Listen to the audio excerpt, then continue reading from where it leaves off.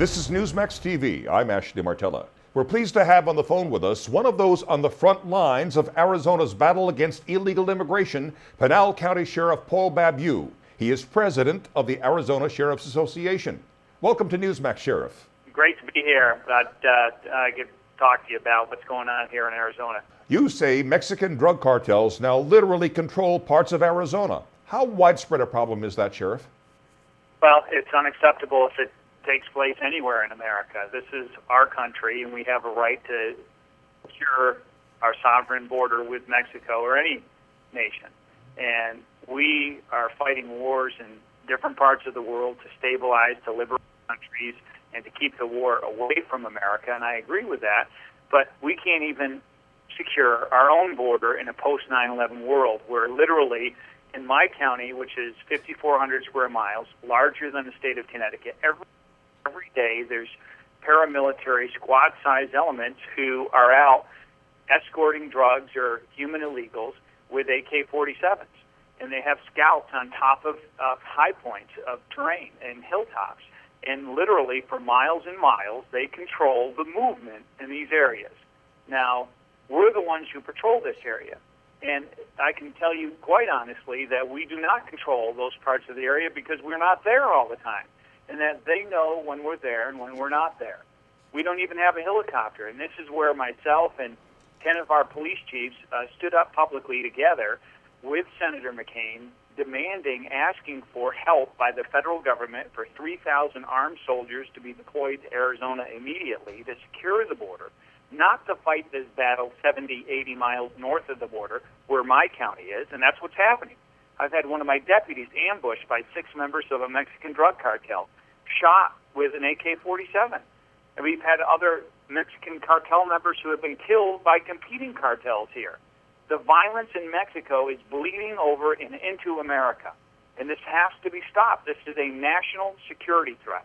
Would you say the United States has lost control of its own border?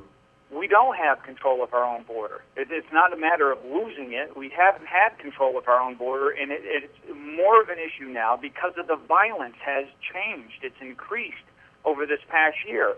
And regardless how much Janet Napolitano or the president want to talk this problem away like it's some political debate, it's not going away. It is getting worse. We have had pursuit after pursuit, 2, 3 pursuits a night, and every time they're illegal drug smugglers or smuggling human illegals, and they're fleeing from law enforcement. Last year, that didn't happen. It happens every time now, and every time these coyotes, the guides, are armed, and they're becoming more aggressive. We have sheriffs here in Arizona, myself included, who have death threats against us by the Mexican mafia and the drug cartels. Why isn't our president standing up saying this trash south of the border with the cartels will not come to America? It'll not stand. You will not threaten our law enforcement leaders. And yet, he hasn't even come here. We want him, and I invite the president on his 6th vacation this year to come to Arizona, to come out into this area where there have been ambushes of my deputies, cartel members killed, thousands of people are being transported here every week that are illegal, 20% of which have a criminal record, to pack up the first family and come out here on his vacation and to prove, just like he did when swimming in the ocean, to prove that it was safe, prove to us just how safe it is out here. Well, I guarantee you he's not going to do it. In your opinion, are we in danger of becoming a banana republic along the border? Well, right now, if Mexico becomes a failed state, which some people say it already is, where the drug cartels, there's been 28,000 lives that have been lost, many people executed in Mexico, that clearly the government has been destabilized. And who is winning that war? I can tell you the government is not winning that war down in Mexico. So if we don't do something fast, either to prop up and secure that government, there's going to be more and more trouble and more violence. And we can't afford to allow this to happen on our southern border and to not have a secure border because in a post-9/11 world, it's not just Mexican nationals who some people want to wash dishes and do landscaping. 20% of these folks, some of the worst of their societies, are coming here and aren't being stopped. And then you have OTMs, other than Mexicans, which is as high as 25% of these illegals that come through my county. And then you have these people from countries of interest. These are literally nation-states, governments that sponsor terrorism, and some of their citizens are coming through the Mexican border. Yemen, Somalia, Jordan, Iran. You got to be kidding me. And this is not considered a national security threat when we know their MO, what they're trying to do is have sleeper cells enter America? Does the so-called border fence actually work? Absolutely. I'm a combat engineer myself, and I've helped build fence out in California back 12, 14 years ago. And that fence was completed north of Tijuana, a built-up urban area of 1 million people. The following year, once it was finally completed, violent crime went down in San Diego by 52%. That's an FBI statistic. Here in Arizona, the Yuma sector, where I was deployed as a tactical commander, I commanded 400 to 700 active duty soldiers and airmen. And while we were deployed there, fully armed, right along the border, it stopped the illegal entries. Meanwhile, the double barrier fence was built and completed. And a novel concept, the Border Patrol enforced the law.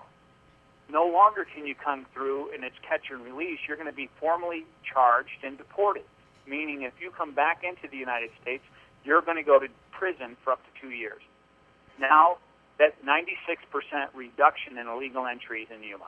We have cases that show how to secure the border. This is the McCain-Kyle 10-point border security plan. We just have to implement it. You say President Obama has undermined the rule of law. Please explain for us. Well, quite literally, Arizona needs help. At every turn, the president has attacked Arizona, has undermined the rule of law we're trying to enforce the rule of law enforcement, and ask people who are not from America, hey, where are you from? Every American citizen out here, most of us agree that we should be able to do that. In fact, that's a part of federal law.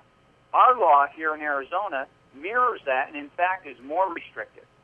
And then the federal government, instead of supporting us and say, you go, Arizona, I'm sorry we can't help you, they decided to go a step further and drag us into court with the ACLU.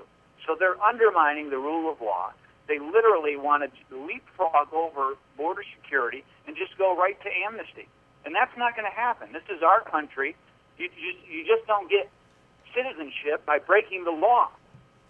You no doubt think the federal government has let you down, yet it is suing your state to stop it from enforcing immigration laws. Why do you think your state is being targeted, Sheriff? Because over half of all the illegals that come into America come through my state and largely through my county. When I asked for help, what did the president do? They put up 15 billboard signs, not written in Spanish, but written in English, not facing south towards Mexico, but facing north towards our citizens, saying to our American citizens, warning, danger, drug and human smuggling, armed gunmen, for us to stay out of parts of our own country. You and Sheriff Deaver are part of a lawsuit brought by pro-amnesty interest groups and the federal government. Can you tell us briefly about the legal defense fund that's been set up? Well, we need help from patriots, from Americans across the country to donate $20, $50, $100, whatever they can afford, literally to fight back against our own government. When the president and Eric Holder had brought suit against Arizona, it's just one of several legal battles that we're going to have. And they say the next one is going to be against one of my deputies or a police officer here in Arizona, just waiting for them to make a mistake, one of our protectors.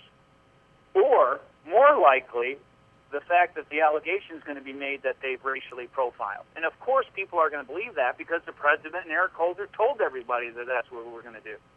So that's what they're going to use to take us to court again, to drag a hero, a police officer, through the mud publicly in an effort to kill Senate Bill 1070, which is just shameful that our own president would do this. So we're building this legal defense fund to articulate a law enforcement perspective and to say why we need this law as an additional tool for us to keep our families safe and to protect America, because you know what? Our own federal government under Barack Obama is not protecting America by having a secure border. Pinal County, Arizona Sheriff Paul Babeu, we wish you the best of luck, sir. Thank you for coming on with Newsmax here. You bet. And thank you for watching Newsmax TV.